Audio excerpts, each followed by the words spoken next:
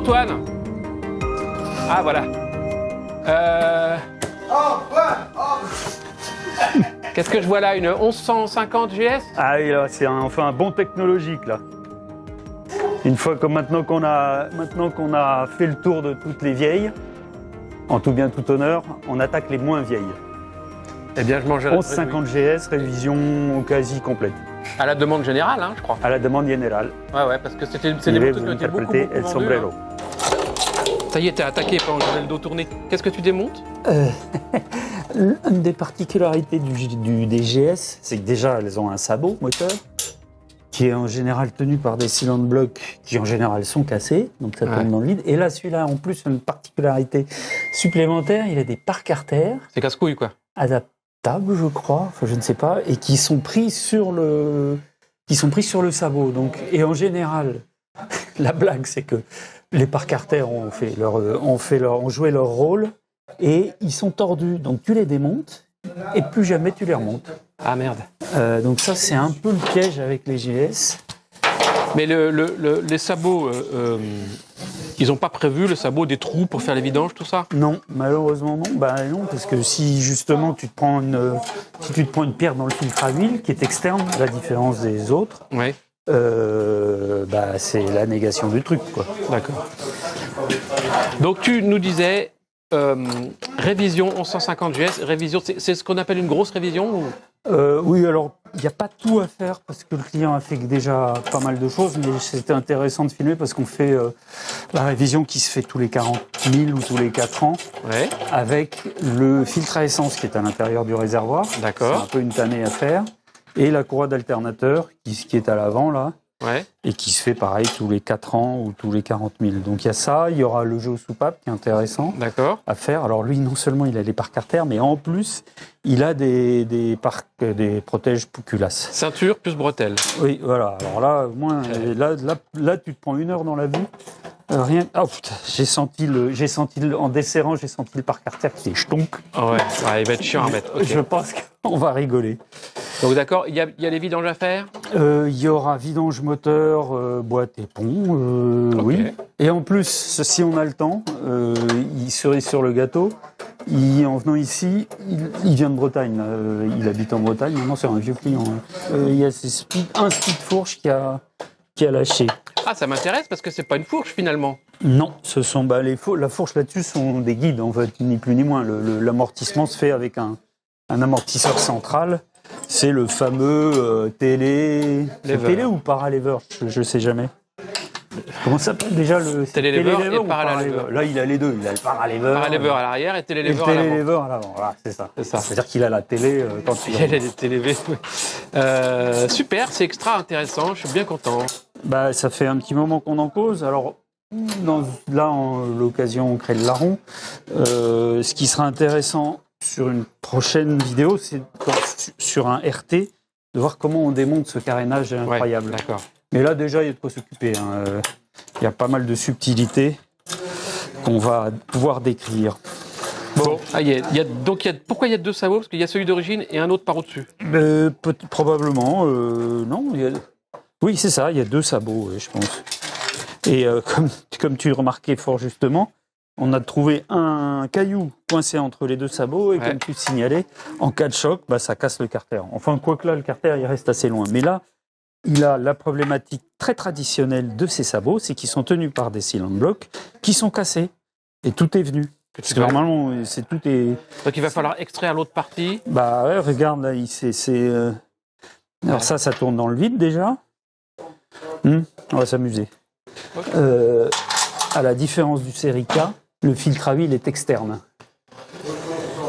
C'est une cartouche externe. Enfin, si on peut dire externe d'ailleurs, parce que tu vois qu'il est externe. Il est externe intérieur. À l'intérieur. Donc si jamais t'as le joint si jamais t'arrives pas à le desserrer parce que ça a été serré trop fort et tout, là t'es dans la merde. Il peut se dessertir le filtre. Ah. T'as la partie. Il y a une clé spéciale pour retirer ça? Oui, là c'est la même que le Serica. C'est le même filtre que le Serica d'ailleurs. D'accord. Et tu vois, il est monté en. Tu vois, t'as cette espèce de cloche et t'as le bouchon qui est serti ici. Et c'est sur le bouchon qu'il n'y a pas de vis. Ouais. Tu vois? Donc, si jamais le filtre est de mauvaise qualité et que c'est serré trop fort, le sertissage se desserre et ça tombe dans le vide. Et là, tu es dans la merde parce que là, tu peux rien faire. Tu es obligé de coucher la moto, planter un clou, un truc dedans. D'accord. Donc, il y a toujours... Bon, c'est assez rare, mais... Ce qui va m'intéresser personnellement aussi, c'est quand tu vas le serrer. Parce que j'ai l'impression qu'ils sont souvent serrés à mort et c'est peut-être pas nécessaire. Ah ben, on dit que les filtres à huile, ça se serre à la main. Ouais. Bon, là, à la main, c'est compliqué, mais ça se serre doucement. D'accord. C'est pas utile de serrer ça comme une brute. Non, surtout pas. Je tape sur le bouchon de vidange. Voilà. Comme d'habitude, bon, le bouchon de vidange, rien d'extraordinaire. La seule différence par rapport aux autres, c'est que le remplissage se fait par de l'autre côté, là, par le couche-culasse. Ah bon? Ouais. D'accord. Voilà. Bien. De toute façon, l'huile retourne bien dans le bloc. Hop, Splatch. Ok. splash. Tant que j'y suis, est-ce que je ferai pas la boîte? Bah, pendant que t'es à genoux, de toute façon, comme t'as du mal à te déplier. Ouais, c'est facile. Moi, je suis d'une souplesse exemplaire. Remplissage de boîte. Ah, c'est pas le même endroit. Alors, comme toujours, j'ai pas fait mon anti-con, tiens, à ce propos. Anti-con, Tu répètes toujours, ça me plaît. enlever le bouchon de remplissage. Comme ça, tu sais qu'il n'y a pas d'huile dedans. Ouais. Quand on vidange, on ouvre le bouchon de remplissage. Bon, c'est un anti-con perso, il y en a qui en ont d'autres, mais... Donc là, j'enlève. Alors, ils ont toujours été très malins chez BM. Ils mettent les bouchons de remplissage sur un plan vertical. Donc, c'est toujours très amusant, étant donné que le liquide a plutôt tendance à être à l'horizontale. C'est vrai que toutes les boîtes à vitesse, c'est quand même plus ou moins chiant à remplir quand même. Ce sacré vitesse avec toutes ces boîtes. Et donc, en général, Ça coule ça sur la coule pédale. sur la pédale. Voilà, gagné. Et alors, bon, ça... Oh là là, bah, il était temps de le faire, on dirait. Ah oui, elle m'a l'air bien chargée. Oui, c'est... Votre moto a des humeurs chargées. c'est des humeurs. Bon, on va laisser couler. Je peux faire le pont tant que j'y suis. Ok. Là, c'est le même que sur les K11, on a déjà vu. C'est du déjà vu. Bon, de toute façon, tu commences par virer toutes les huiles. Hein. Voilà, comme ça. Comme ça, tu peux faire On autre fait chose. d'abord les trucs dégueulasses et ensuite on... Oui, puis tu on peux fait faire les- autre chose pendant que ça coule. Par exemple, ça c'est de l'optimisation, monsieur. Mais ça a l'air comme ça de court, mais après il faut chercher les joints, les huiles et tout, mesurer. C'est un peu un travail bébête, mais ça occupe. Filtre à wheel. Oui. Et à la gueule qu'il a, ça fait un petit moment qu'il est là, on dirait. Tu vois, le petit silent block aussi du silent block du sabot là qu'il va falloir que j'extrais. Il y a celui-ci et celui-là à extraire. Ça, c'est du temps. Hein. Ben, il dépasse aussi bien avec une pincetto, ça va venir. Puis tu vois, en fait, c'est cet entretoise qui est vissé. Bon, on verra. Donc ça devrait pas être si mal. Donc là, La cloche, la cloche, hein, il faut. c'est une la cloche. même que les Serica. D'accord. Est-ce que tu la vends cette cloche sur ta boutique? Ah, je la donne. Non, bien sûr. Oui, vous en avez à vendre, c'est bien. Ouais. Et la cartouche est bien sortie. La cartouche est bien C'est-à-dire sortie. qu'elle a été serrée avec mesure. Je ne sais pas s'il était là, mais en tout cas, ça va. Par contre, aussi, chose très importante, regarde, j'ai même pas regardé, mais vérifier que le joint En reste l'occurrence, pas collé, le joint est resté collé et là-haut. il est resté collé. Et il est tombé dans l'huile. Et si tu l'oublies et que tu mets l'autre sans retirer, alors là... Je pense pas que tu arrives à le mettre, en fait. Je crois que ça mord pas. Mais si jamais tu tombes sur quelqu'un d'opiniâtre, Ça s'est vu, tu peux avoir une perte de pression d'huile. tu rebouches déjà. Ok. Oui, ça fait un petit moment que ça coule, là, c'est bon. Nouveau joint, plan de joint nettoyé. Bien. Tu serres modérément parce que c'est de l'aluminium. Et si tu serres trop fort, tu peux écraser le joint et provoquer une fuite. Ok. Ça arrive. C'est même au meilleur d'entre nous. Donc là, tu remets le nouveau filtre et tu refais le niveau d'huile direct. Et direct, ça c'est fait. Et alors, petite subtilité, mais je vais te montrer, je vais aller chercher de l'huile. Ouais. C'est qu'il faut pré-remplir pour bien faire le nouveau filtre. Combien de litres? J'ai préparé 3,8 litres. Et tu les rentres par ce trou-là? Oui. Par le cache-culbule, couvre-culasse là. Il y a donc, ici, tu as un petit torique que tu changes. Un joint théorique, oui. Ouais. Parce que les joints pratiques... et si jamais, c'est assez fréquent, tu vois, d'ailleurs, c'est un peu le cas ici, mais Le client s'en est pas encore plaint. Tu as un support de bouchon en plastique avec un autre torique dessous. Quand ça commence à suinter trop, tu fais sauter le support du bouchon en plastique, tu remets un nouveau support et un nouveau joint. Bon, là, ça a l'air pas trop mal. Bien. Alors, filtre à huile. Donc oui. Comme je disais, on le pré-remplit. Alors, ça met du temps parce qu'il faut que ça aille dans toutes les anfractuosités, comme on dit. Blop. Voilà. Tu mets un peu de gras sur le joint. D'accord. Tu essuies le trop-plein parce que j'ai fait déborder. Ça évite qu'après ça fasse un garde-manger à merde. Hop, tu cherches le pas de vis à la main. Allez, bien la taille de la rallonge et le gonflement des muscles de l'avant-bras. Qui donneront. Voilà. Je vais faire un photomontage comme celle de. Voilà, j'ai serré raisonnablement. Voilà. Et tu notes d'ailleurs que, comme sur le Série K, le niveau d'huile se fait par une fenêtre. Ici, là. Oui, c'est plus une jauge. Hein. Ouais, c'est fini. Ça fait longtemps, le coup de la jauge. Alors, c'est pas toujours très heureux, le coup de la jauge, parce que, avec le temps, elle... Tu parles de le coup de la fenêtre. Le coup de la fenêtre, je veux dire, enfin, la jauge par avec parce une que, fenêtre. Oui, quoi. avec le temps va, tout s'en va. Parce que ça... finalement, ça se pacifie avec le temps, et tu sais plus s'il faut en mettre trop ou pas assez. Enfin, bon. J'ai remis le petit torique, là.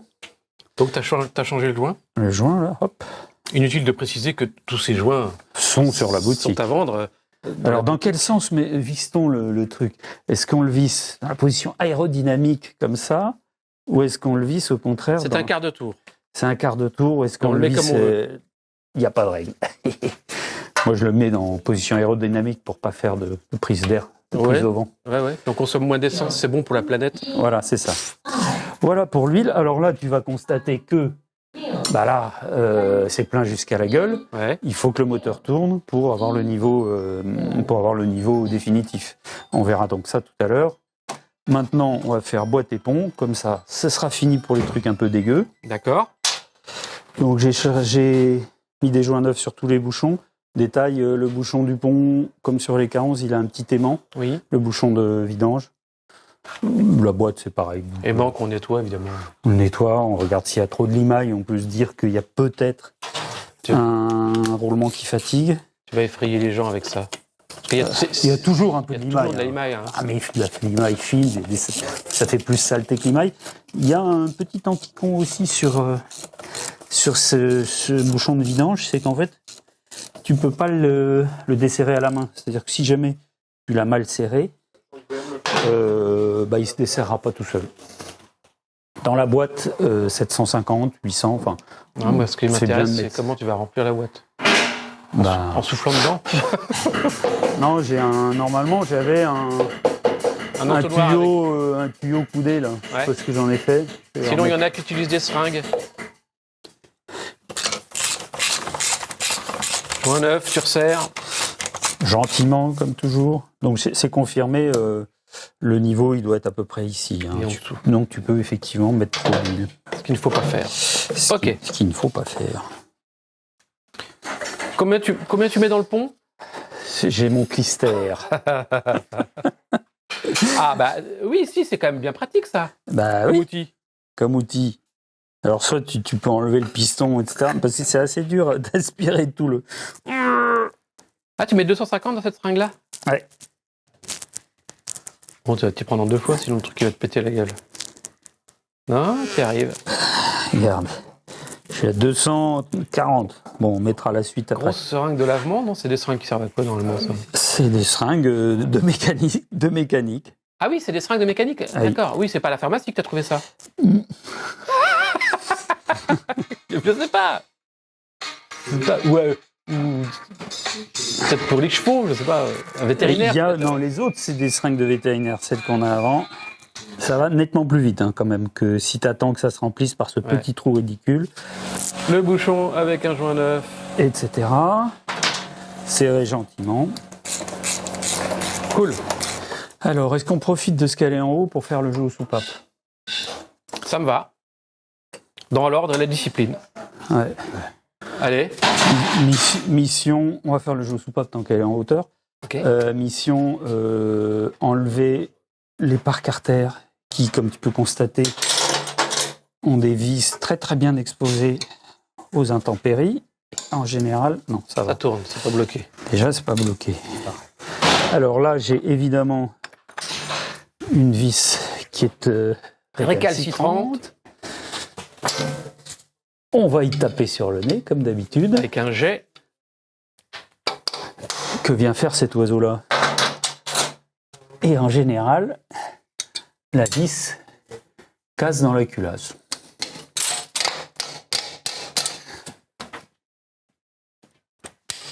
Tac, super. Non, Non, elle a fait tac, mais elle s'est rebloquée un peu. Ça, c'est pas bon. Je vais chauffer. Ouais. Donc, c'est pas la vis que tu chauffes. Non, c'est l'aluminium qui va se dilater autour de la vis, qui va donner un peu plus de place à la vis. Ok. Mais ça, c'est dans un monde parfait. Alors, quand ça force, tu essayes de resserrer après. Ouais. Ah, parce que là, si t'as une qui pète là-dedans. Bah, tu la mets plus. Tu vas pas passer 2 heures à refaire un pas de vis. Tu mets que 2 vis sur 3 après, mais c'est agaçant. Ouais. Tu vois, quand ça fait ça, c'est pas bon, ça. Ah, tu peux mettre du WD-40. Quand ça fait ça, ça va peut-être s'insinuer à l'intérieur. Ouais, des 40 sur mon objectif. Ah, les vis qui grognent comme ça, en général, elles n'aiment pas du tout. On va laisser se refroidir un peu. C'est dû à quoi? Bah, parce que c'est de l'acier dans de l'aluminium et qu'il y a de l'oxydation, c'est le temps, quoi. Ouais. C'est trop neuf. Est-ce qu'il faudrait remonter ces vis avec un petit peu de graisse, non? Oh, tu peux, oui, c'est mieux. En général, quand ça fait ça, elles finissent par casser. Voilà pourquoi les révisions durent longtemps. Oui. Parce que quand tu mets 10 minutes à enlever une vis...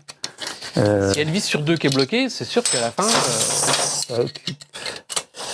Mais comment ça se fait que vous mettez aussi longtemps pour faire ce truc-là? Moi, je fais ça... Pour enlever une vis. Je fais ça en 2 minutes avec un bras dans le dos. En tout cas, déjà, on lui a sauvé une vis. Et surtout, le support de par-cylindre. Voilà, je crois que là, j'ai réussi. Cool. Quelle aventure, mes aïeux! Tu vois, en plus, c'est une longue vis comme ça. Alors, en plus, elle est grippée dans l'entretoise. Les bougies, il y a ces caches. Il faut faire attention quand tu les remets. Ah bah, déjà, lui, il est cassé, donc c'est le meilleur moyen pour qu'il s'envole. Il est tenu par le parc-à-terre, mais ici, il s'accroche par l'avant. Et tu vois, tu as ces 2 petits caoutchoucs qui viennent se mettre là. D'accord. Et ça s'envole très très bien. Si tu les mets pas bien comme ça, non, bon, là, c'est censé s'accrocher devant et se mettre dans ces petits trous. Et là, ça tient pas. Bah, là, ça tiendra parce qu'il y a le parc-à-terre qui le tient. Mais on lui change. Ça fait des sous pour nous, pour Noël. ça, avec ça, tu vas t'acheter au moins une bougie. Tu prends une pince à bec fin coudé et tu fais levier comme ça. Faut faire attention parce que ici, on a souvent vu les gens qui avaient un peu forcé. Ça s'arrache et t'as l'âme du fil haute tension qui est là et ça fait un arc électrique. D'accord. Donc il faut être précautionneux quand on enlève ça. Clé à bougie là-dessus. Ils sont fort longs, tes antiparasites, ce qui subodore. Oui, ce qui subodore que la bougie, elle est là. Elle est bien loin là-bas. Donc il faut la clé à bougie d'origine de la boîte à outils. Elle est dans la boîte à outils. Cool. Et t'as vu, ça va quand même assez loin. Ok. Hop. Ça fait quick. Ça fait quick. Ouais. Tu vois, bougie double électrode. D'accord. Elle n'est pas de première jeunesse. Mais on n'est pas en double allumage là, hein? Non, simple allumage. Il y a des 1150 l'année d'après, je crois, à partir de 2000, je crois, ou 2000, je ne sais plus. En tout cas, qui ont un double allumage. Donc tu fais l'autre côté, c'est bien. En fait, c'est pour enlever l'autre bougie, parce que je vais devoir faire tourner le moteur. Tu penses qu'elle va être grippée aussi, la même, au même endroit? C'est possible, oui. Même vis, même combat. Ouais.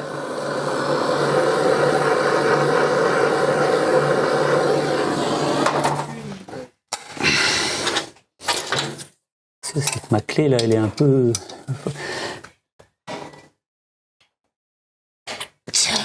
Bon, je vais redresser un peu ma clé déjà.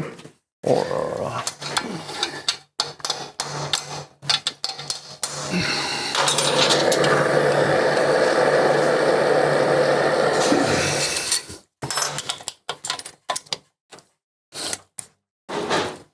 Ah, ça a l'air de tourner un peu. Elle a bougé. Bah, l'ensemble a bougé.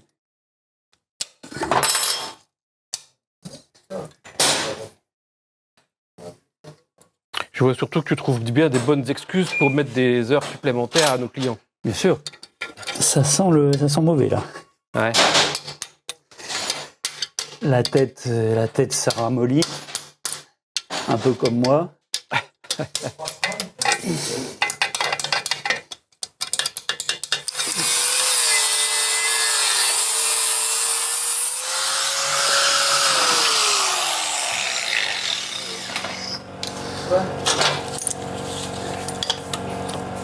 Bon, bah finalement, tu l'as coupé.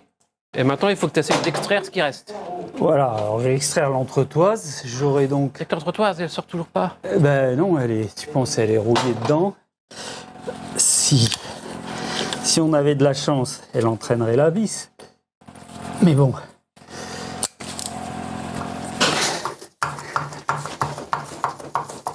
Voilà. Entretoise. Ok, du coup, tu as un bout de vis qui dépasse. Voilà. Tu peux l'attraper pour tourner peut-être. Ouais, c'est exactement ce que je compte faire.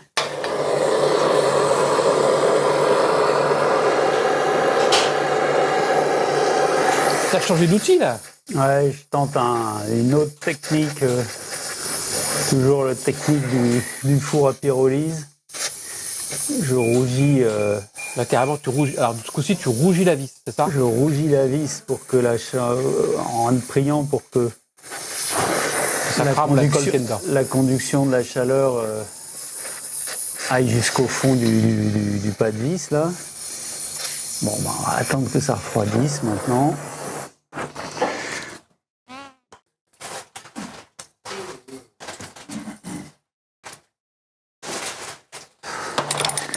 Je peux prendre combien de baguettes?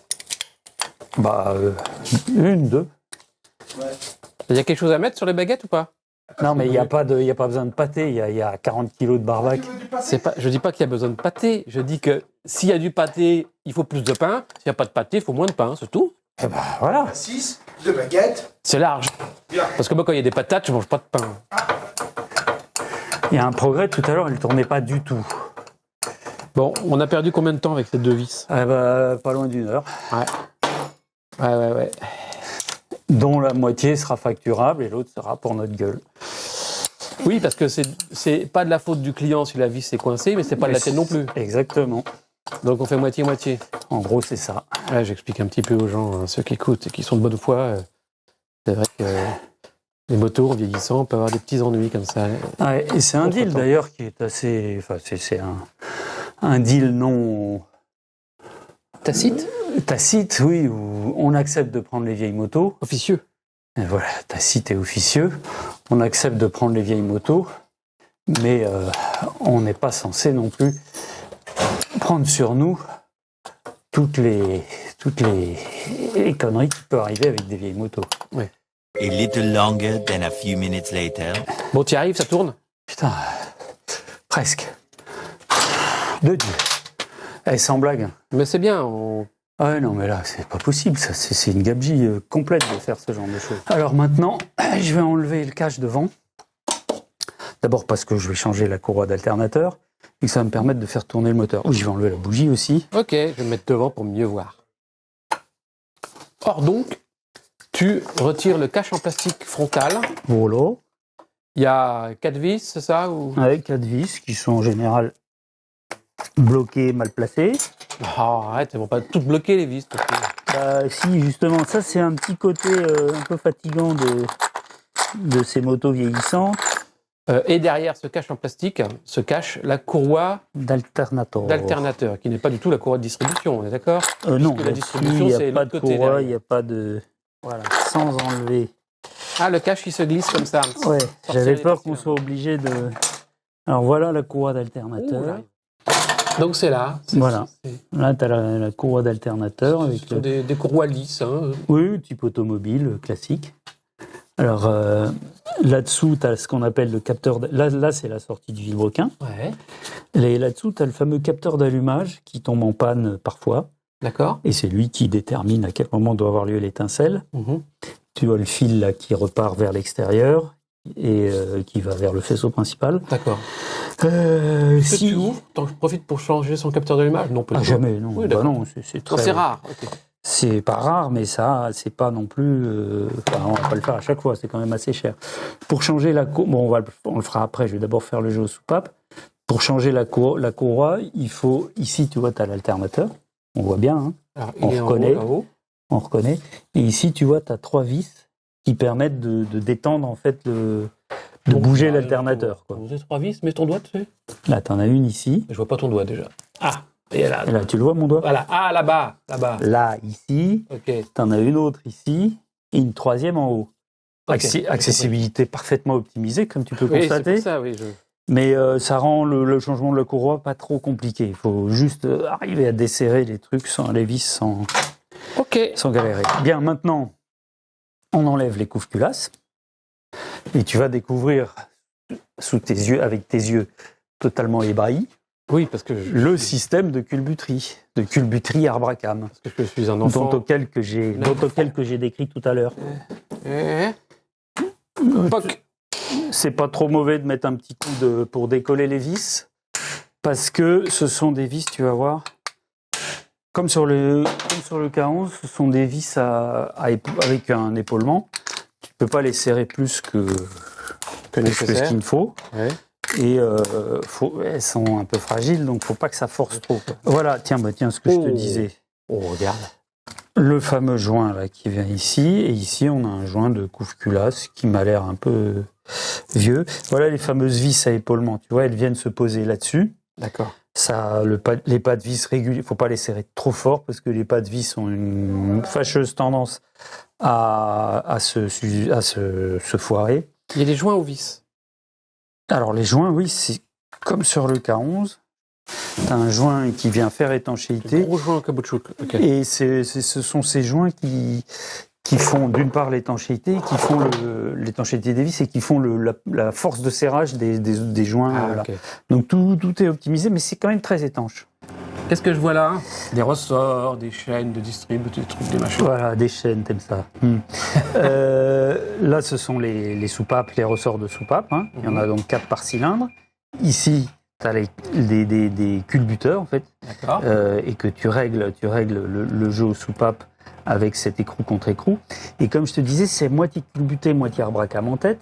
Ici, tu vois, tu as la chaîne secondaire, donc la chaîne de distribution, Ok. qui actionne un petit Arbracam qui est là-dessous, D'accord. et qui lui-même actionne des petites tiges de culbuteurs. Ah, il y a toujours des tiges de culbuteurs, mais elles font 2 sont centimètres. grandes comme ça. Elles sont, ouais, quelques centimètres. D'accord. Moins de déformation. Par contre, le jeu soupape est très important malgré tout. C'est-à-dire que c'est 0,10, 0,15 je crois, et 0,25, 0,30. Enfin, faut que je vérifie. Et le jeu aux soupapes, là, c'est pas des pastilles, c'est Non, c'est encore à l'ancienne, C'est avec bien écrou ça. contre écrou. Ah, c'est bien. Ça va. C'est franchement, bon. Après, il faut caler le moteur. Alors, il y a une pige, je te montrerai tout à l'heure. D'accord. Là, on va manger. À la soupe. Donc là, qu'est-ce que tu fais, Antoine? Eh bien, je vais caler le moteur à la bonne place Tu vas le pour mettre régler les soupapes. au repère Obentot, Au bon taux, il y a. OT. Il y a Pour ce faire, tu utilises un outil qui vient se mettre sur l'extrémité du vilebrequin, ici, là. voilà, une clé de 17 Hop, que tu tu fais fais tourner dans le tourner sens le des moteur. aiguilles du montre. C'est mieux que de faire tourner à la roue, hein. On est d'accord? C'est plus précis, puis tu te fais moins chier surtout, parce que la roue, il faut qu'elle soit levée, que tu puisses la tourner à la main. Là, au moins, t'es à poste pour le faire. Alors, figure-toi que, comme sur les vieux flats, tu as une petite fenêtre sur le carter moteur, ici. Tout ça? Ici. Une fenêtre. C'est un trou, quoi. Oui, un trou, ça s'appelle une C'est fenêtre. un trou. Donc c'est par ce trou que tu arrives à trouver le repère OT. Voilà, Qui et veut t'as dire même... Obentot, donc Yeah. point mort haut, Et tu as le repère S, tu as même un repère d'avance pour le strobo. pour le réglage de l'allumage. Mais qu'est-ce que je vois là? Tu as enfilé un tournevis dans le trou de la bougie. Oui, c'était pour savoir à peu près où j'étais. Oui, ça aide à s'approcher du Voilà, Obentot. ça m'évite de regarder tour par tour. Ok. Donc, je vais en marche arrière et je Donc, me mets sur OT. Et donc, sur OT, j'aurai un côté, comme toujours, puisque nous sommes sur un flat, j'aurai un côté qui sera en bascule, c'est-à-dire la soupape d'échappement se ferme, la soupape d'admission s'ouvre, et de l'autre côté, je serai au jeu. Enfin, je serai en position de réglage, avec du jeu, Au point mort. au point mort. Voilà, parce qu'on est au point mort. C'est combien le jeu? Ça, c'est 10,50, monsieur.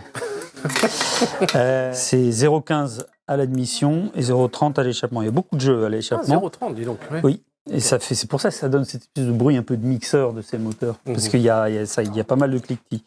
Alors, 0,15, bah là on a un petit peu trop de jeux. Alors le fait qu'il y ait deux réglages sur le même culbuteur, ça pose pas de problème. Oui. Parce que tu mesures, là, il y en a un, bon là on est un peu lâche, mais c'est un peu plus serré. Là c'est carrément trop, il y a un petit peu trop de jeu, tu vois, ça doit être gras, comme je dis à chaque fois. Bon, il y a très peu à revoir, mais hop, tu desserres, c'est écrou contre écrou, à l'ancienne. Donc tu serres délicatement, tu desserres, voilà, il faut que voilà, un peu gras, hop.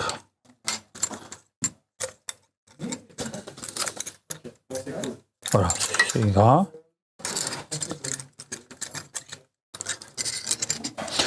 C'est mieux, c'est plus facile d'être précis par rapport au flat ancien. Ah bon? C'est plus facile d'être très précis. Je ne sais pas pourquoi. C'est un petit peu. C'est bien, c'est contre-écrou avec clé Allen. Oui, c'est.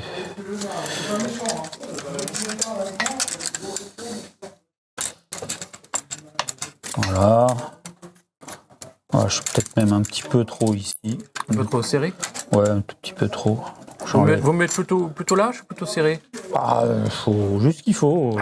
c'est pas ni lâche ni Il y a rien. une bêtise. Est-ce que tu peux prendre la cale de plus et la cale de moins? Ah non. Non, c'est. Non, mais la cale de... La cale de plus ne peut pas rentrer, Voilà, et la ouais, cale de d'accord. moins, elle flottera. Elle flottera. Non, mais la cale de plus ne doit pas rentrer. Ah, hors de question. Oui, bien sûr. Sinon, ça veut dire que tu es à 0,20 ou pas loin. Oui, ok. Et là, 0,30, là, elle rentre difficilement. J'arrive pas à la rentrer, ni là, ni là. Donc ça, c'est important parce que je pense que ça perturbe Ça perturbe quand même. Oh, putain. Eh ben alors, qu'est-ce qu'ils avaient peur que ça s'envole ou quoi? Là, par exemple, tu vois, je suis juste gras. Enfin, pas moi, hein, le réglage. C'est tout juste gras comme il faut. Je suis assez d'accord. Peut-être un petit peu trop de cassa d'épargne. Ah, on dit toujours trop, on se trouve toujours trop, mais non, c'est bien. Non, quand même. T'aimerais avoir la ligne de quand t'avais 20 ans? Non. J'avais pas spécialement la ligne quand j'avais 20 ans. Moi, j'étais mec comme un clou. Moi, je n'ai jamais été très maigre. Si, j'étais plus maigre, enfin plus mince, dirons-nous. Mes Maigre. copains disaient que je pouvais me glisser derrière un poster sans le décoller. Ah oui, tu étais mince. Ah, oui. T'as changé un peu quand même.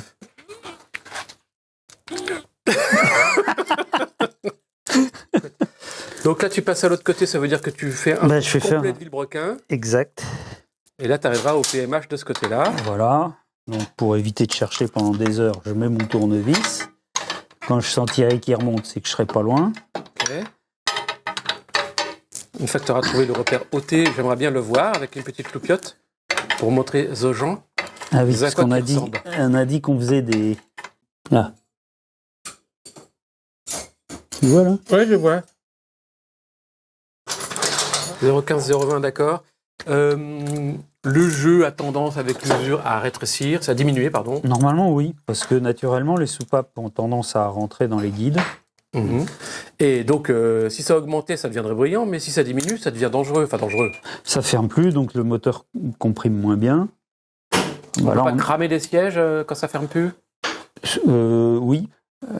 C'est moins grave s'il n'y a pas de jeu à l'admission. Tu risques peut-être d'avoir des renvois dans le Ah, les pipes dans l'injecteur. Mais c'est moi. Par contre, à l'échappement, oui, tu peux cramer les soupapes. À faire tous les combien de temps sur cette motocyclette en particulier? Alors, c'est recommandé tous les 10 000. Ouais. Et il y a souvent des... Je sais pas de quand date le dernier jeu. Tu es d'accord avec les recommandations, donc? Ouais, ça bouge. Bon, C'est pas comme sur les cas. sur les cas, ça bouge pas. C'est incroyable. D'accord. Parce que c'est du vrai arbre à cam en tête, en fait. C'est-à-dire que tu as l'arbre à cam qui appuie sur la soupape pratiquement avec un godet dessus. Mais... Donc, il y a très peu de jeux de fonctionnement. Bon, bah c'est bon.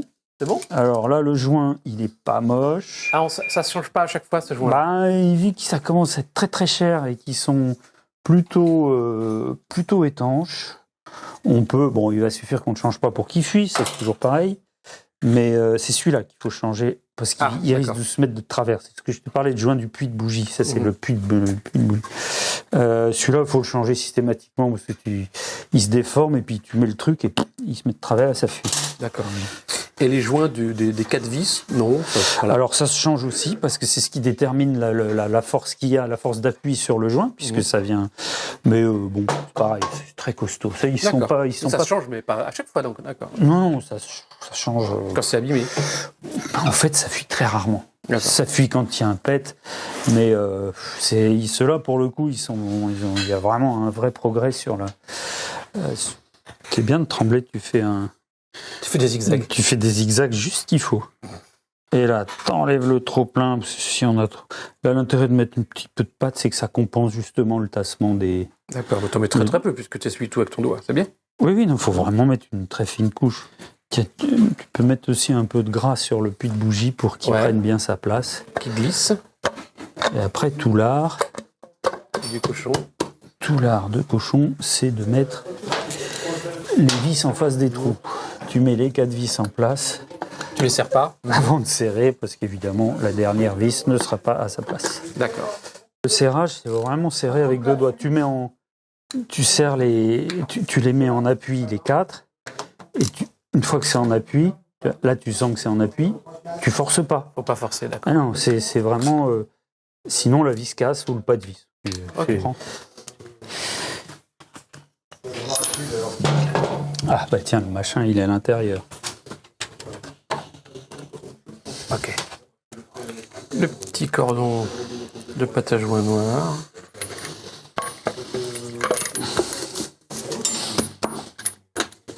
De toute façon, on sent quand on force que il faut. Non mais tu la poses pratiquement, c'est le poids de la main quoi.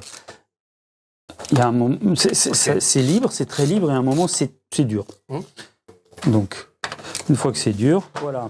Bougies. Donc comme je t'avais dit, elles sont un petit peu oxydées, mais c'est vraiment pas méchant. Une jolie couleur, enfin presque un peu trop pauvre, tu vois, un peu trop blanche. Passe un tour. Si je fais ça, tu vois, les gens ils veulent des gros plans. Tiens, voilà un gros plan. Tu vas voir. Tac. Prends ça. Prends ça. Alors, il est pas beau mon gros plan? Il est pas beau mon gros plan? Regarde, ça elle est pas belle cette bougie. Tu remets la fameuse vis que tu as. Enfin, pas la même. Non, celle-là, je vais avoir du mal. Non, j'ai mis de la vis neuve. Tu as mis un tout petit peu de gras? Oui, bien sûr. Et le pas de vis n'est pas abîmé à l'intérieur? Non, rien du tout. Grâce à mon traitement thermique de la mort. Ouais. Tu es en train de remettre le ouais, c'est très chiant. Petit bouchon de la oui, c'est ça. lumière, comment elle a dit? Oui, trou. La fenêtre. La fenêtre qui permet de repérer le repère au buntot. Ouais. Et donc, c'est chiant à remettre? C'est très chiant à remettre, surtout quand il est un peu vieux, un peu dur. Ah, il est mal gaulé, le machin, là. Voilà. Et je te dis régulièrement, il tombe à l'intérieur. Et c'est celle-ci. Et là, il faut que j'arrive à dévisser celle-là. Donc il y a 3 vis, une de chaque côté et une en haut qui est hyper pas accessible. D'accord, j'ai compris. Et qui est hyper serrée. Et qui en plus est hyper serrée et que moi je vois hyper rien. C'est nul à filmer ça. Voilà, hop.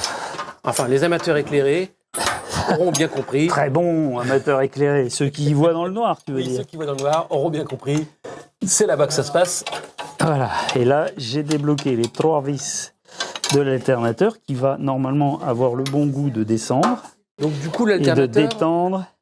il descend et il détend la courroie. Ok. Voilà. Ah, merci. Nous avons les silent blocks. Pour, On les avait en stock. ouais, pour réparer la fixation du On les sabot. avait en stock. Ouais. C'est ça le... Cédric nous le disait tout à l'heure, hein, la boutique de l'atelier du Roule Toujours, c'est bientôt 50 000 références. C'est formidable. Je suis sans voix. 50 000 références de pièces exclusivement BMW. Enfin, et dédiées au BMW, pardon. Ouais, dédié. Il y a de l'adaptable, il y a des trucs. On peut refaire entièrement sa BMW. Oh, il y a des petits renvois de poté au chou, là. Ah, le poté au chou et des gros morceaux de lard, là, c'était bien bon, mais je sens que demain, je vais m'en souvenir encore, au réveil. Et pour les dernières, les liquides, je crois que quand la courroie est usée, on jette la moto, hein, je crois. Oui, c'est ça. J'ai entendu dire Alors, que c'est jetable, tout ça. Il faut regarder, sur les 1150, tu as 2 montages, parce que tu as eu un alternateur avec une sorte de roue libre, et un autre sans. Et alors, une fois sur deux, on se trompe. Donc, c'est marqué 4 PK quelque chose. Comment il fait celui qui commande? Eh bien, ici, c'est la merde, parce que justement, tu n'es pas sûr. Non, voilà, 4 PK 611, c'est la même. D'accord, mais... 611, c'est le diamètre. D'accord, on est bien d'accord, mais ça veut dire que... Comment tu fais? Ben, tu fais comme nous, c'est-à-dire que tu démontes et tu commandes seulement après? En gros, voilà. Parce que si nous, on s'en fiche, si on n'a pas la bonne... Tu commandes les deux? Non, tu peux, mais c'est stupide. Non, combien ça vaut? Bah, c'est rien, mais ça vaut au moins 25 €, un truc comme ça. Alors, il faut bien évidemment... Je vais voir combien ça vaut. Ça mettre les trucs dans les rainures. Tu les mets, alors tu les remets... Alors, ça a l'air simple à remettre, finalement. Oui, à remettre, ça va, c'est simple. Et à retendre? Mais bien dans les rainures. Alors, à retendre, tu prends un gros tournevis ou un démonte à pneus. Un gros tournevis plat, comme ça. Tu viens te mettre dessous ici. Ah, et tu le remontes. C'est l'alternateur en entier qui est descendu, d'accord. Oui, tu fais attention de ne pas bloquer. Ni abîmé. Tu vois, et il remonte et il remonte. Et alors tu retends, il faut que ce soit bien tendu, mais pas non plus comme un string, quoi. Oui, parce que je vais dire, la tension, c'est de combien de newtons décamètre, hein? Mais tu t'en poses des questions, c'est pas croyable, ça. Ça se tend comme un mécanicien tend. Ah, mais alors, Comment est-ce que... je vais te dire, moi. Là, je bloque l'affaire, comme ça. Ok. Ça bougera plus. Et la tension, faut que tu puisses la bouger un petit peu comme ça, quoi. Et clair avec ta frontale? Oui, pardon. Tu vois, tu dois pouvoir le pousser un petit peu, mais sans plus. Parce que sinon, si c'est pas assez tendu, à froid, elle siffle. Ça veut dire que ça patine, c'est ça? Ouais. Ça siffle. Et si c'est trop tendu, ça l'arrange pas, elle s'abîme plus vite. D'accord. Ok. Bon, ça, c'est plus simple que ce que je m'étais imaginé, en fait. Hein? Oui, mais ça, c'est parce que j'ai un savoir-faire séculaire. C'est ça, le génie. C'est de donner l'impression aux gens que c'est facile.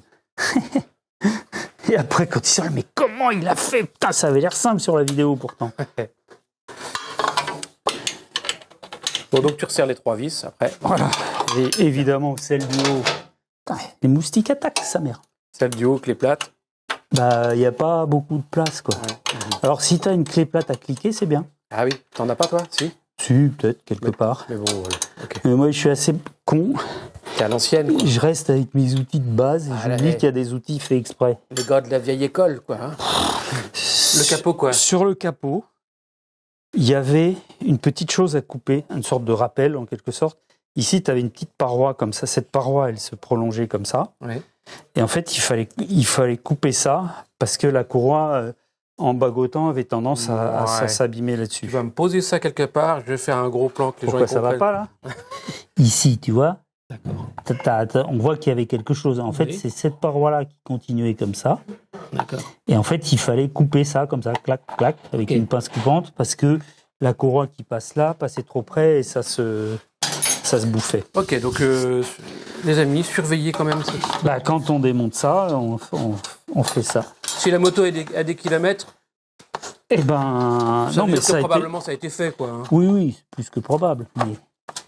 Bon, ça se glisse aisément, hein? Il n'y a pas de difficulté particulière. Sur les GS, ça va. Encore une heure pour remettre les par carter et compagnie.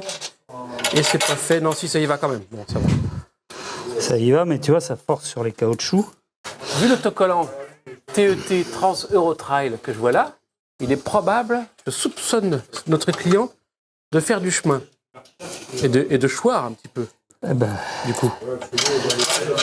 Ouais.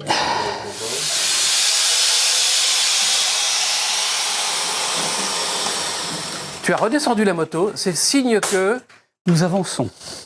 Ah oui, c'est pas signe que c'est fini. Ah non. Là, on a fait la partie la plus ardue, qui consistait à faire tout ce qu'il y a en dessous. Après, nous êtes fait chier avec les pare-cylindres et tout. En vérité, le plus ardu, ça a été de remettre les sabots par cylindre et tout. Hein. Exactement. C'est plus casse-couille. Ouais. Alors, Donc pour changer le filtre à essence, tu vas devoir passer par le trou de remplissage du réservoir, c'est ça? non, absolument pas. Ah, tu vas démonter le réservoir et tu vas l'atteindre par Par une en autre dessous. trappe. Alors, Que tu fais? je déconnecte la prise du réservoir, que voici. Ok. Il faut déconnecter, ça ce sont les tuyaux de mise à l'air Ok. du bouchon. Et donc ça tu débranches. D'accord. Il n'y a pas de sens de toute façon. Et après, il faut enlever les durites d'essence. Et le problème c'est que il n'a pas de raccord rapide. Les durites d'essence, là, tu les clampes. Ouais. Alors, je vais te faire la première. Tu veux un moyen mnémotechnique À quel propos? pour savoir quelle durite va au-dessus, quelle durite Ah, va mais en oui, parce dessous? que là, tu es en train de démonter les durites. Mais oui. Et en fait, il y en a une qui va et une qui revient. Et oui. Et si tu le mets à l'envers, ça marche pas. Donc, ce que je fais, c'est que celle du dessus, je mets le collier sur la durite. Celle du dessous, je laisse le collier sur en bas. D'accord. Après, bon, tu peux trouver d'autres moyens mnémotechniques.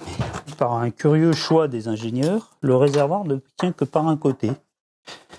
À savoir, côté droit, tu as une vis côté droit et c'est tout. Point. Hop là. C'est un garçon. Oh, le gros bazar. Alors,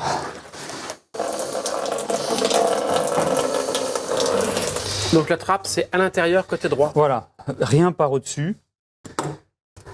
Jésus, Marie-Joseph. Alors, tu vois, ça fait longtemps que ça n'a pas été fait, manifestement. Ouais. Donc, on va déjà lui mettre du dégrippant. Et alors, un petit truc de spécialiste. Oui. La trappe, elle peut avoir plusieurs sens. Donc, ce que je recommande, bon, il y a un spécialiste, bah, tu peux la monter un peu comme tu veux. Ah, tu prévois pourquoi tu devras la remonter, d'accord. Voilà, mais tu vois, il y a déjà des spécialistes qui sont venus. Remarque qu'il y a déjà un trait. Tu peux faire un trait. Voilà. Feutre, si tu préfères, plutôt que de faire une rayure. Bah, une rayure à l'intérieur, je n'ai pas abîmé la peinture. Bon. Ah, tu fais un trait. Voilà, tu fais un trait, comme ça, au va la moins, remonter. tu sais à peu près où tu la montes. Alors, première chose, desserrer délicatement le truc. T'as retiré les 6 vis. 2, 4, 6. Ok. Alors là, il faut y aller au chausse-pied parce que tu as tout. Tu as Il y a tout un l'applique- bazar à l'intérieur. Alors, la première chose à faire, viens voir par ici. Ah, je vais faire le tour. Si tu as un briquet, on peut t'éclairer. Ici, tu vois, tu as ces deux petites durites qui sont celles de la mise à l'air et qui sont branchées en haut au Ah, réservoir. il faut les défaire. Donc, il faut les défaire. Et comme tu peux constater, Ah, l'accès... c'est des clips à la con, là. Ouais. Alors, chaque fois, c'est le combat parce que il faut que tu aies assez de place pour les attraper. Ton tournevis, c'est trop grand. Et mon tournevis, c'est trop grand, mais... Attends, pourtant, il n'est pas bien grand, celui-là. Donc tu retires les 2 vis de reniflard, là. Les 2. Et deux tuyaux. Et ensuite, là, il ne faut pas forcer. Parce que, voilà, là, tu as le corps de pompe, Attention, il y a le flotteur. il y a le flotteur, il y a tout. Voilà. Oh, mais oui, ça fait du gros bazar. Oh, les rondelles qui tombent dans tous les sens. Qu'est-ce que c'est que ça? Des rondelles. Tu as un joint ici que tu peux changer, mais il supporte assez bien de ne pas être changé. D'accord. Voilà. Alors Mazette. il se plaignait d'ailleurs, que sa jauge ne fonctionnait pas bien. On va tester ça. Alors, tu vois, regarde. Oui. Qu'est-ce que tu vois comme date dessus? Je vois le 11-10-19. Voilà, 2019, le filtre a 2024, 2019, il a 5 ans.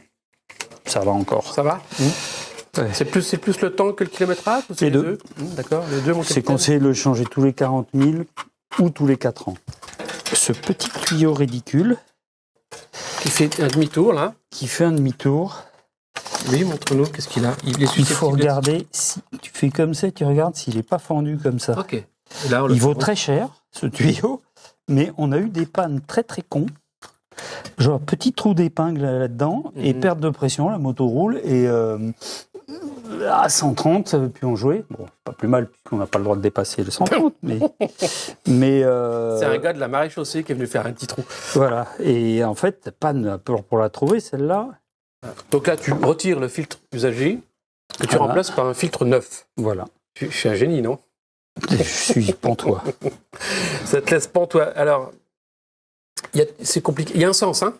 Oui, bah, c'est dans le sens de la marche. Bah oui, mais une fois que c'est démonté, je sais pas moi dans quel sens. Eh ben, t'as la pompe qui pompe comme ça.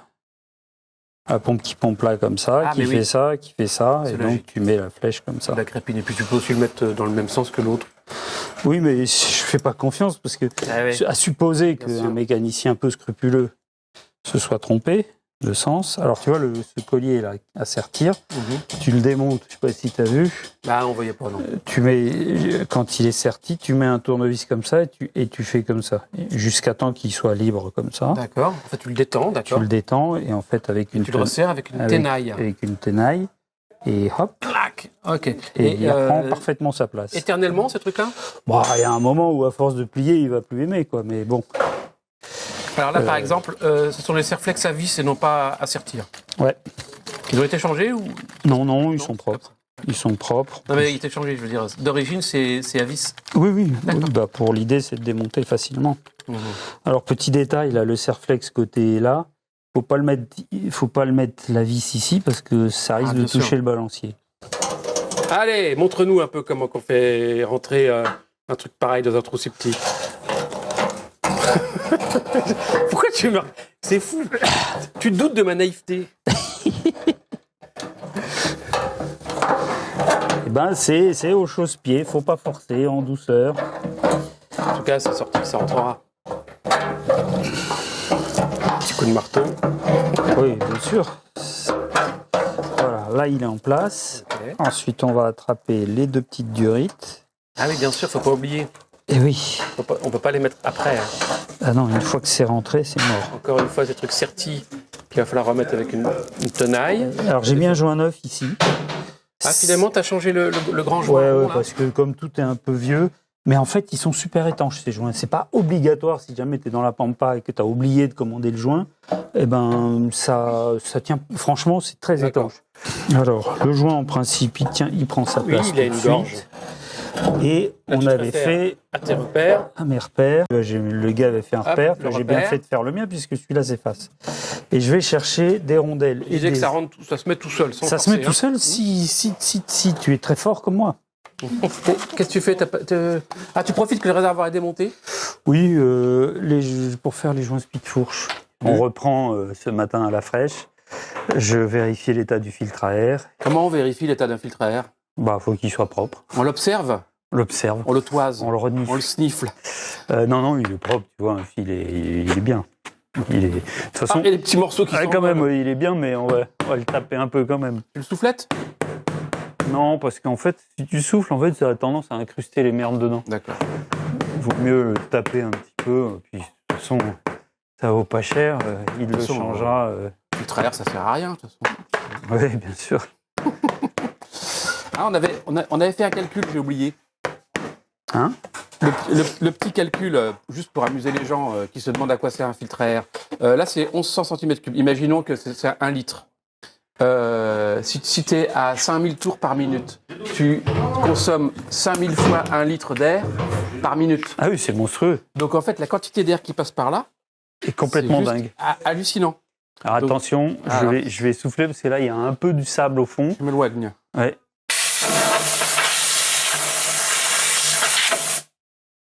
Je pense au nombre de litres d'air qui passent là-dedans. C'est assez incroyable. Je vois une sorte de sonde dans le... Hein? Oui, Au milieu du filtre à air. oui. C'est la fameuse sonde. C'est une sonde qui mesure la température de l'air ambiant. Température de l'air. Température de l'air à l'admission. Et Bon, je sais pas si tiens, on peut- tu notes d'ailleurs à ce propos Note-tout. que tu as ici une prise dite de diagnostic. Ah, Mais bon, elle sert à quoi? elle sert à faire un diagnostic. Tu rebranches donc. Je rebranche le fameux connecteur Ça, ok. de pompe. Y a pas Bah, ouais, il y a un sens. Tu peux pas te tromper. Ah, tu peux pas te tromper, mais tu peux être mal engagé, par exemple, ce qui était le cas. Ouais. Voilà, il y a un sens. Donc les connexions électriques et ensuite les connexions. Essence. Et alors là, je vais te montrer un truc, une fois que ce sera en place. Et tu vois ce qui se passe. Viens voir ici, très amusant. Alors ici, tu vois un des câbles d'accélérateur. Ah oui, oui, oui. Tu vois. Ok. Enfin bon, ça accélère, je sais pas si tu vois. Oui, Ok. ok. Et ce qui se passe quand tu lèves le réservoir, tu tires sur la durite et elle se met comme ça.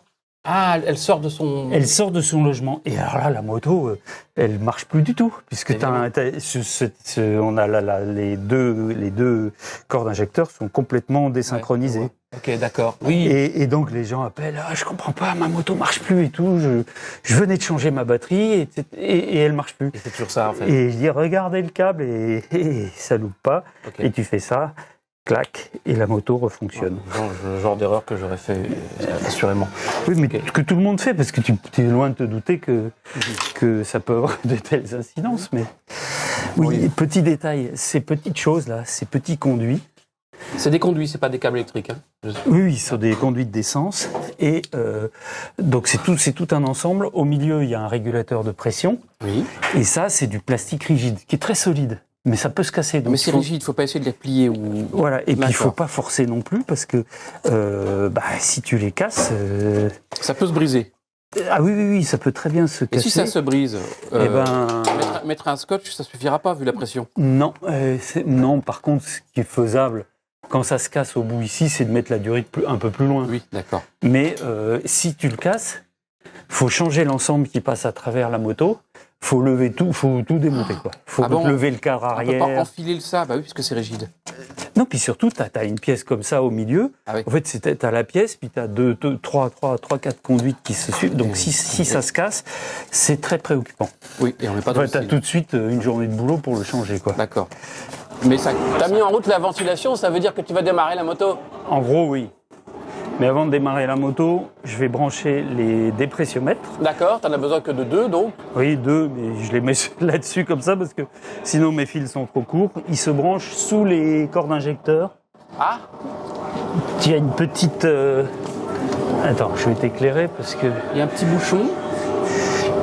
T'as un petit bouchon ici D'accord. que tu enlèves délicatement. Tu vérifies qu'il soit pas trop abîmé. Ok. Hop, tu branches ça. Pareil de l'autre De côté. chaque côté, donc là, jusque-là, Très simple. du classique.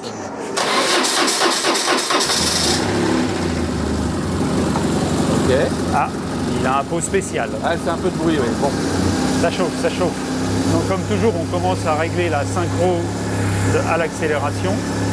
Ensuite, on règle la synchro du ralenti.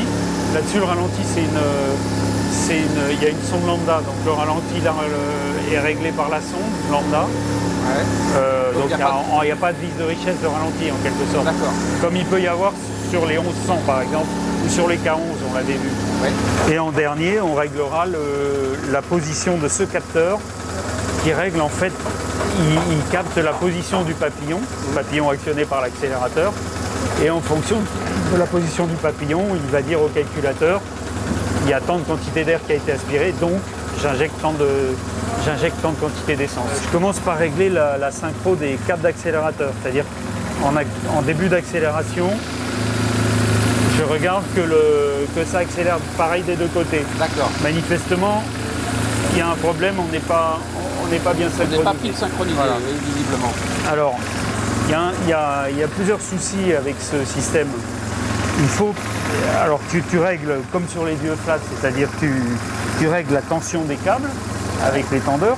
Le truc, c'est qu'à la différence des vieux flats où il fallait laisser 1 à 2 mm de jeu pour éviter que ça accélère quand tu tournes, Ouais. là-dessus, il faut laisser un minimum de jeu Ah bon? parce que sinon, la petite tirette de starter n'a plus d'effet. Il ne faut pas que ce soit les câbles qui tiennent le ralenti, surtout pas.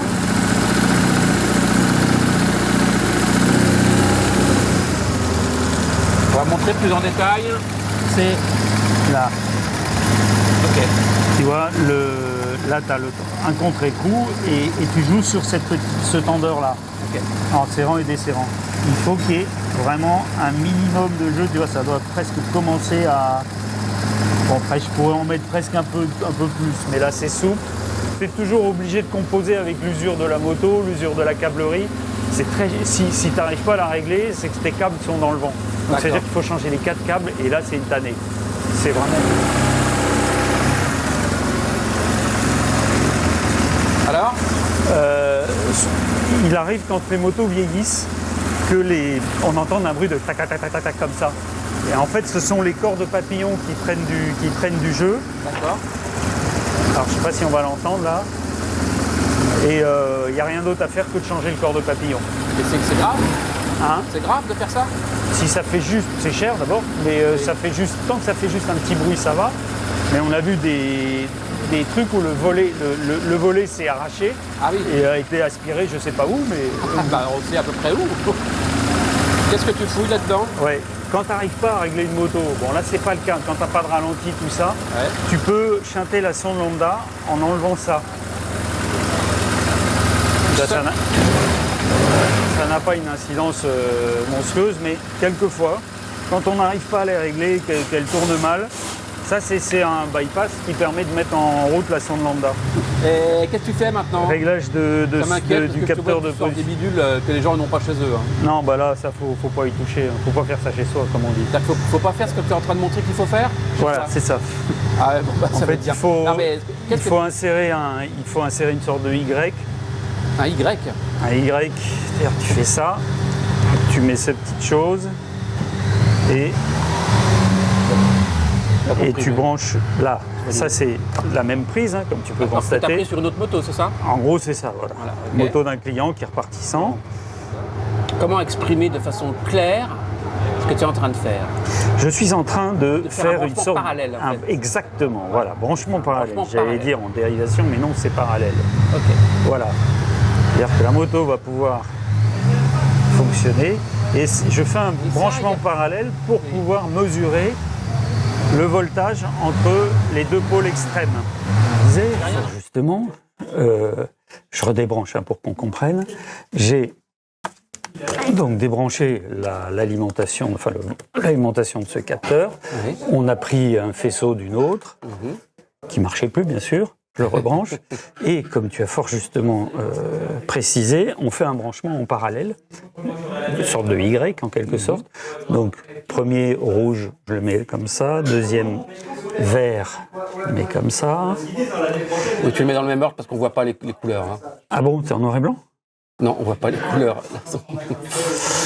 En fait, l'idée, c'est de mesurer le voltage qu'on va avoir entre les bornes les plus Les bornes extérieures. extérieures. Et en fonction du voltage,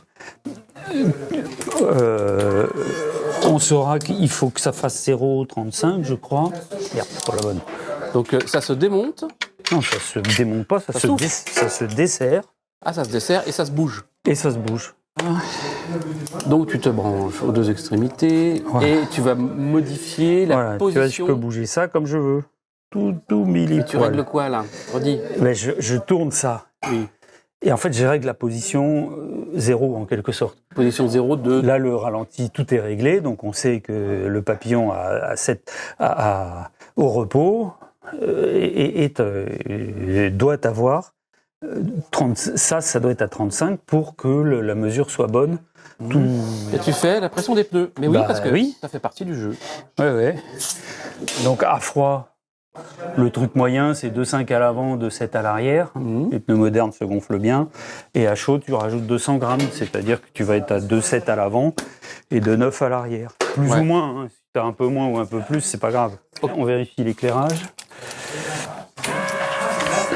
Alors, feu avant. Arrière. Arrière, ça marche à part son truc bizarre. Éclairage, À l'arrière, c'est bon. c'est bon. Ouais. À l'avant, donc. Lanterne. Ah, il a une ampoule qui est grillée. Ok. L'ampoule de lanterne. On va Clignotant. voir. Clignotant gauche. Clignotant droit. Attention, klaxon. Ça marche. Les effets spéciaux, j'aime bien. Moi. J'ai changé. Ça va? Ça marche ou pas? J'ai changé. Oh! Formidable. Lumière. Et alors maintenant, la blague, c'est de le remettre dans son logement. Dans le truc. Ah, c'est là. Bon, bah, tu refais le niveau, quoi. Ouais, je refais le niveau. Tu te mets en haut de la fenêtre, ça va parfaitement. Ok. Ça touche à sa fin? Ouais. Il y a un essai routier. Oui. Et qu'est-ce que faut contrôler aussi l'embrayage. La commande d'embrayage est hydraulique. Ah, donc il y a un là-dessus. niveau aussi, là? Ouais, mais ça bouge pas. Hein. Si ça bouge, c'est pas bon signe. Ça veut dire que ton embrayage est usé, non? Non, non, Oui, non, non, parce mais- qu'il y a un rattrapage de jeu. Ah, d'accord. Ça ça veut doit pas surtout bouger. dire qu'il y a une fuite sur la partie récepteur en bas, Ouais. qui est le pendant du mètre cylindre. Là, tu vérifies juste grâce au niveau bulle, là. Oui, oui, La fenêtre. le niveau, ça s'use pas. C'est toujours noir en fait, le liquide, mais Ok. tu vérifies qu'il y a du niveau. Et s'il n'y a pas de niveau, tu vérifies qu'il n'y a pas une fuite en bas.